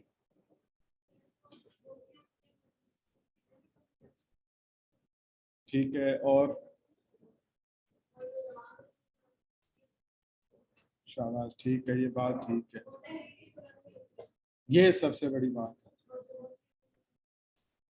देखें, जब तक बोली बोली है, यानी वो तहरीरी शक्ल में या ज़ाब्ता तहरीर में नहीं आई है, उसके हरूफ तहजी नहीं बनी है, या उस जुबान में कोई अदब नहीं लिखा गया, तब तक वो बोली है। जब वो बोली किसी ज़ाब्ता तहरीर में आ जाएगी, उसके हरूफ तहजी बन जाएंगे, और किसी जो है कह दें कि अदब के किसी भी फन पारे को पेश कर रही होगी, तो वो फिर बोली नहीं रहेगी, बल्कि इर्तकाई सफ़र तय करके वो बोली के दर्जे से जुबान पर पहुंच जाएगी। जिंदा जुबान ऐसी जुबान होती है जो वक्त के साथ साथ जो है होने वाली तब्दीलियों को भी कबूल करती रहे और अपने इर्तकाई सफ़र पर भी रहे, यानी जामिद ना हो, स्टैगनेंट ना हो। ऐसी जुबान जिसमें दूसरी जुबानों के असरात कबूल करने की सलाहियत नहीं होती, या वक्त के मुताबिक जो है जो अपने आप को ढालने तब्दील करने के जो है सलाहियत नहीं रखती, तो ऐसी ज़ुबान जो है वो बहुत जल्द ख़त्म हो जाती है और वो मुर्दा ज़ुबानों में शुमार होती है। जैसा कि इब्रानी ज़ुबान है, इब्रानी ज़ुबान को दोबारा से ज़िंदा किया जा रहा है, उसको दोबारा पढ़ाया जा रहा है। यानी इसराइल फ़लस्तीन में जो है, इसराइल में जो है, क्योंकि उनका ज़्यादा जो मजहबी अदब है वो इसी उसमें है, तो गो के वो कदीम इब्रानी तो नहीं होगी, लेकिन उसकी बुनियाद पर ही वो उस जुबान को जिंदा कर रही हैं। ठीक है, तो संस्कृत इसकी मिसाल है कि एक सदी तक, हजारों साल तक हिंदुस्तान में बोले जाने वाली, इस्तेमाल होने वाली जुबान, वो सिर्फ जो है मजहबी कुतब तक जो है ब्राह्मणों के रह गई। वो क्या है, वो भी इसी में है कि जब जुबान अपने जो कायदो ज़वाबित पर सख्ती से अमल पैरा होगी, जैसे हमारे यहाँ उर्दू में है, हम बड़ी जल्दी दूसरी जुबानों के लफ्ज़ कबूल कर लेते हैं। सिम चार्ज करा देना, लोड करा देना, कॉल कर देना, ठीक है, वेट करें मेरा, उर्दू भी है, अंग्रेजी भी है, ठीक है, ठीक है। अब ये क्या उस जुबान के अंदर इतनी जाज़बियत है, इतनी कबूलियत है कि वो दूसरी जुबान के लफ्ज़ को कबूल करके और तरसील का काम भी कर रही है, यानी जो पैगाम देना मकसद है, अबलाग जो मकसद है, वो इबलाग भी पूरा कर रही है और उस जुबान के लफ्ज़ को भी कबूल कर रही है। तो ऐसी जुबान जो दूसरी जुबानों के अल्फाज को अपने अंदर समाने की सलाहियत रखती हो, उन्हें कबूल करने की सलाहियत रखती हो, वो जुबान जिंदा रहती है और इर्तकाई सफ़र पर रहेगी, यानी वो तरक्की करती जाएगी। लेकिन जो जुबान दूसरी जुबानों के अल्फाज को कबूल करने की सलाहियत नहीं रखती, या अपने अंदर उस जुबान के जो है मुतरादिफात बनाने की सलाहियत नहीं रखती, तो वो फिर जुबान जो है वो ग्रामर के असूल ज़वाबित की बंदिश में कैद रहकर आहिस्ता आहिस्ता वो फिर आम जो तबका जो बोलने वाला है वो उनसे दूर होती जाएगी, और फिर क्या होगा, एक वक्त आएगा कि वो मुर्दा जुबान में शामिल हो जाएगी, उसके बोलने वाले ही नहीं होंगे। ठीक है, तो जुबान जिंदा होती है, लफ्जों की तासीर होती है, मायने रखते हैं। यूं ही नहीं है कोई गलत बात कहने पे थप्पड़ रसीद कर देता है, इट मीन दैट कि उस लफ्ज के अंदर कोई तासीर थी, कोई जान थी, कोई मायने था, कोई असर था। तो जुबान लफ्ज ये जिंदा रहते हैं, ठीक है, इनके मायने, इनकी तासीर जिंदा रहती है, इसके इस्तेमाल करने पर है। तो जुबान के आगाज और इर्तका, इसके नजरियात का मैं जो है मुख्तसरन ऐसे 5-7 4:30 बजे तक है ना टाइमिंग, मैं 5:30 बजे तक भी बोल लूंगा, वो मेरे लिए मसला नहीं है, क्योंकि मैंने कल मैडम से पूछा है तो उन्होंने कहा जी 3 से 4:30 बजे तक। जी, तो 3 से 4:30, अब जो है 4 बजकर और कोई 20-22 मिनट है, कोई इशू नहीं, ठीक है। तो सारा रिकैप कर रहे हैं आज का जो पढ़ा है, ठीक है। उर्दू के इब्तदाई नाम या कदीम नाम कौन कौन से थे? हिंदी, हिंदी, गुजराती, दक्कनी, दहलवी, हिंदुस्तानी, ठीक है, शाहजहानी, اور اب جو کیا ہے یہ اس کا اردو نام. ٹھیک ہے. اردو کے متعلق بہت سارے نظریات ہیں. دکن میں اردو کا, گجرات میں اردو کا نظریہ, کوئی لکھنؤ سے اس کو جوڑتا ہے, دہلی سے اردو کا تعلق جوڑتا ہے. اب یہ دو تین طرح کے ہیں. ایک ہے زمین کی مناسبت سے اور دوسرا ہے جغرافیہ کے اعتبار سے. حافظ محمود شیرازی صاحب کا جو نظریہ ہے یہ پنجاب میں اردو کا نظریہ, وہ اس کو زمینی حقائق سے بھی لے رہے ہیں اور تاریخی حوالے سے بھی اور اس کے متعلق دلائل سے بھی. اب ان تینوں نظریات میں جو ماہرین لسانیات ہیں یا جو زبان داں ہیں ان کے نزدیک جو سب سے زیادہ جو قریب ترین ہے وہ حافظ محمود شیرازی کا نظریہ ہے پنجاب میں اردو کا نظریہ. کیونکہ برصغیر کی جو تاریخ ہے اس تاریخی حوالے سے بھی زبان کے جو قواعد ہیں اس کے حوالے سے, زبان کے قواعد میں سب سے بڑی چیز ہوتی ہے اس کے اسم, ضمیر, جملے کی ساخت, تذکیر و تانیث. اب اکثر آپ سنتے ہوں گے پٹھانوں کے ہاں جو ہے نا مذکر کو مؤنث, مؤنث کو مذکر. شروع میں مجھے بھی نا تھوڑی سی ذہنی خوف ہوئی کہ سلسلہ کیا ہے. مجھے بھی اس کے لیے جو ہے نا پاکستان میں اردو 6 والیوم ہیں, ڈاکٹر فتح محمد ملک صاحب کی کتاب ہے. ٹھیک ہے. وہ پھر اس ایک سوال کے جواب میں نا مجھے 8-10 کتابوں میں اچھا کہ کیوں ایسا. ان کے ہاں تذکیر و تانیث کے جو اصول ہیں یہی سمجھتے تھے کہ غلط بول رہے ہیں. عام تو یہ سمجھے گا نا اسلم جا رہی ہے نجمہ آ رہا ہے. ٹھیک ہے. اب وہ ان کی میں نے پھر وہ کتابیں پڑھی, اس میں جو ہے پشتو ادب کی تاریخ اور اس کے قواعد پڑھے. پشتو ادب کی جو قواعد ہیں اس کی تذکیر و تانیث میں ہمارے اردو کی نسبت الٹ ہے. مذکر کے لیے مؤنث اور مؤنث کے لیے مذکر. تو میں نے کہا وہ غلط نہیں ہے. ٹھیک ہے. ان کے ہاں جو زبان کا جو عمل ہے وہ ان کی جو مادری زبان کے جو قواعد ہیں اس کے مطابق بالکل درست ہے. تو سیم یہی صورتحال اردو کی ہے کہ اردو اور پنجابی جو ہے, اب دیکھیں ہم بڑے پیمانے پر نا اس کو پنجابی بولتے ہیں, لیکن اس کو جو ہے نا پنجابی سے پہلے جو ہے نا یہ سرائکی یا ملتانی کاٹ ہے. یہ جو پنجابی کا لفظ استعمال کرتے ہیں اردو کے لیے یہ تو اب کا ہے, لیکن اس سے پہلے جو ہے اس کے لیے سرائکی یا ملتانی زبان استعمال ہوا ہے. تو جہاں کہیں کہ پنجابی سے مراد لیا جائے گا وہ سرائکی یا ملتانی ہے. اب اس کو کیوں اردو کے قریب تر کہا جاتا ہے اس نظریے کو, اس کی وجہ یہ ہے کہ اس کے جو قواعد ہیں, جو اس کی تذکیر و تانیث ہے وہ اردو زبان کے قواعد, تذکیر و تانیث سے بالکل قریب تر ہے. زیادہ اس میں فرق نہیں ہے جملے کی ساخت کے مطابق بھی اور اس کے قواعد کے مطابق بھی. تو اس لیے جو بیشتر جو ماہرین جو لسانیات ہیں وہ پنجاب میں اردو کے نظریے کو جو ہے اسی جو ہے دلیل کی بنیاد پر, یہ ہے لسانی دلیل کے قواعد. اور دوسری چیز کہ جو تاریخ کے حوالے سے بات کی جاتی ہے کہ مسلم فاتحین کے سب سے پہلے جو آمد ہوئی ہے وہ پنجاب کے علاقوں میں ہوئی ہے. پنجاب سے وہ ہوتے ہوئے دہلی اور پھر ہندوستان کے جو ہے آگے جو علاقے ہیں, دکن ہے, گجرات ہے, شمالی علاقے ہیں, وہاں پہنچے ہیں. تو سب سے پہلا ان کا ٹھہراؤ جو ہے یا جو زبان کے اوپر سب سے پہلے جو اثرات ہیں وہ آپ کے پنجاب میں ہیں, پھر بھی آگے منتقل ہوئے. اس لیے جو ہے اسے اردو کا مسکن کہا جاتا ہے. تو یہ 5-6 نظریات ہیں, ان کو آج آپ پڑھیں. ٹھیک ہے. ایک ایک چیز باریکی سے پڑھیں, کتابوں کے اس میں نام آئیں گے ان کو آپ پڑھیں. ٹھیک ہے.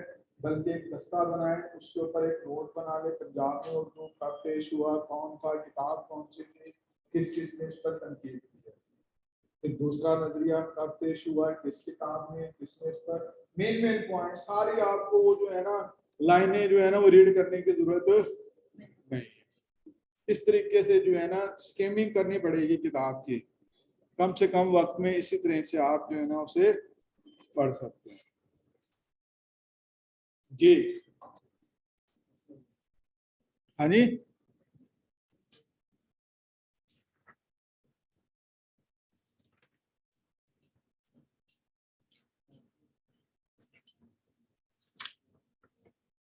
تو کل ہم پڑھیں گے اردو ادب کی جو تحریکیں ہیں، ٹھیک ہے، ان تحریکوں میں دکن گجرات اس کو بھی موضوع بحث بنائیں گے جہاں سے شروع ہو رہی ہیں، ٹھیک ہے، اردو ادب.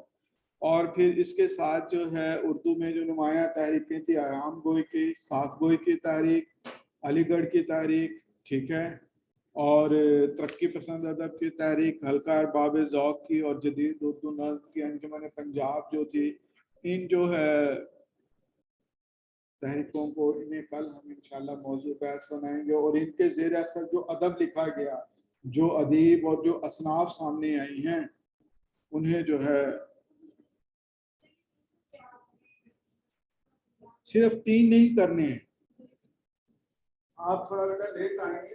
بات یہ ہے کہ میں نے یہ کہا تھا کہ یہ جو 3 نظریات ہیں، ان 3 نظریات سے پہلے یہ 3 بڑی شخصیات موجود ہیں. ان 3 کے نظریات ہیں. ان 3 نظریات سے پہلے جو ہے باغ و بہار کے مصنف میر احمد دہلوی کی جو کتاب تھی باغ و بہار کا مقدمہ، وہ اردو کا پہلا نظریہ پیش کر رہا ہے میر احمد کے حوالے سے. پھر اس میں نے رالف رسل کا جو ہے حوالہ دیا ہے. تیسرا گورسن گتاسی جو ہے، یہ فرانسیسی جو محقق تھے، زبان دان تھے، ان کی جو تاریخ اردو کی کتاب ہے اس کے حوالے سے بات کی تھی، ٹھیک ہے. پھر ہم ان پر آئے 3 نظریات پر، ٹھیک ہے. اور پھر ان 3 نظریات کے یہ مباحث نے، ان 3 نظریات کی بحث نے ان آگے 3 بڑے نظریات کو جنم دیا. ان تینوں نے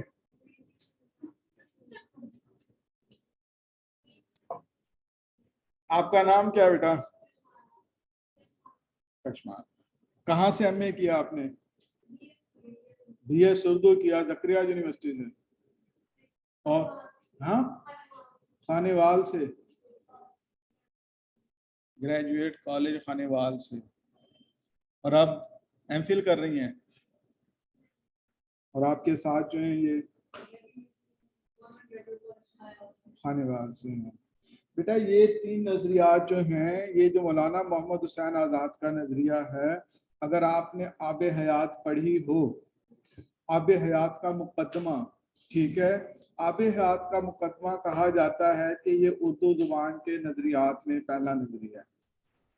اردو زبان کی تاریخ کے جو مباحث ہیں وہ اس میں بحث لائے گئے ہیں، لسانیات کے موضوعات اس میں، ٹھیک ہے. تو وہاں جو ہے اس مقدمہ میں مولانا محمد حسین آزاد نے اردو کو کہا ہے کہ اردو جو ہے برج بھاشا سے نکلی ہے. اور برج بھاشا کہاں بولی جاتی تھی؟ یہ دہلی اور اس کے گرد و نواح کے جو مسافات تھے، متھرا ہے اور ورنداون ہے، یہ اس کے جو علاقوں کے قریب جو بولی جاتی تھی، یہ اس زبان سے جو ہے اردو زبان نکلی ہے. تو وہ کہتے ہیں کہ یہ کیونکہ اردو اس لیے اس سے نکلی ہے کہ یہ برج بھاشا یہاں کی آبائی زبان ہے، وہ ہزاروں سال سے یہاں بولی جاتی رہی ہے، ٹھیک ہے. یہ ان کا نظریہ تھا. شوکت سبزواری نے مولانا محمد حسین آزاد کے نظریے کی تردید کی ہے، وہ اس کو غلط ثابت کر رہے ہیں. پھر ان دونوں نظریات کے بعد تیسرا نظریہ آ رہا ہے عین الحق فرید کوٹی کا، جو اردو کو جو ہے مقامیت سے جوڑتے ہوئے ویدک دور تک پیچھے اس سے تعلق اس کا جوڑ رہے ہیں، ٹھیک ہے. اور ان نظریات کے بعد پھر جو ہے یہ دکن میں اردو کا، یہ ان کا تحقیقی کام تھا. دکن میں اردو کا نظریہ یہ ان کا یونیورسٹی نصیر الدین صاحب کا، یہ ان کا تحقیقی کام تھا. پھر اس کے بعد جو ہے دکن میں اردو کا نظریہ کیوں پیش کیا گیا، ان کا جواز یا دلیل یہ تھی. دیکھو، ایک آپ نے ادب کی تاریخ میں 2 ادوار پڑھے ہوں گے، بہمنی دور، ٹھیک ہے، اور دکن کا یا گجرات کا دور. یہ جو ابھی میں نے ایک نام لیا تھا، جو کیا نام تھا، بہجن کا نام تھا، خواجہ بندہ نواز گیسو دراز ہیں، ٹھیک ہے، چکری نامہ، ٹھیک ہے، اس کو زکری بھی کہا جاتا ہے. چکری بھی جو اس وقت کی یہ صنف تھی، ٹھیک ہے، کشف الحقائق جو اس وقت کا جو بھی تصوف کا رسالہ تھا. تو یہ ان لوگوں کا تعلق دکن گجرات سے تھا. پھر اس میں کچھ بزرگ دکن سے بھی تعلق رکھتے تھے، بیجاپور کا، ٹھیک ہے. اور آخر میں جو آتا ہے وہ جو قطب مشتری آپ پڑھتے ہیں, نورس, صبرس, اور قطب مشتری جو پڑھتے ہیں وہ ملا وجہی کا, وہ ایک طرح سے دکن کے بعد گجرات کا جو بہمنی جو دور ہے وہاں کا وہ اس کا آخری عہد ہے. محمد قطب شاہ جو ہے وہ بادشاہ بھی تھا اور ادب سے بھی اس کو لگاؤ تھا, تو اس کے دور میں جو ہے بہت زیادہ جو ادب کو فروغ ہوا اردو زبان کو. تو یہ جو ادب دکن گجرات اور ان کا یہ جو دور ہے یا جو علاقہ ہے, اس کو جو ہے اسی لیے اردو کا مولد کہا جاتا ہے کہ یہاں جو ہے مسلمان جو صوفیہ کرام, مبلغین, تاجر جو ہیں ہندوستان میں سب سے پہلے یہاں آئے. ٹھیک ہے, یہ 712 سے بھی پیچھے کا ہے. ہاں وہ اس کا جو ہے بہمنی دور کے ہیں قلی قطب شاہ. تو اس دور میں یہاں پہ جو ہے جو اصناف تھی شاعری میں تھیں, دوہے تھے, ٹھیک ہے, ذکری دوہے اور تصوف کا جو ادب تھا, وہ ساری جو ہے مختلف اس میں جو اصناف ہیں. ٹھیک ہے, تو یہاں جو ہے وہ لکھا گیا تھا. اسی بنا پر وہ اس کو جو ہے نا دکن اور گجرات کے ہی جو ہے ادیب جو ہیں محمد شاہ تغلق کے دور میں, جب یہ دہلی سے جو ہے یہ ہندوستان دکن گجرات سے دہلی کی طرف جب انہوں نے ہجرت کری ہے, تو صرف لوگوں نے ہجرت نہیں کی بلکہ ان کے ساتھ زبان نے بھی ہجرت کی ہے. زبان نے بھی نقل مکانی کی ہے, ان کے ساتھ جو ان کی مشترکہ تہذیب, ثقافت, ادب تھا وہ بھی منتقل ہوا ہے. تو اس طرح سے وہ کہتے ہیں کہ ابتدا جو ہے وہ دکن سے ہو رہی ہے. ٹھیک ہے, تو ان کو آپ پڑھیں, انشاءاللہ کچھ نہ کچھ فائدہ ضرور ہوگا.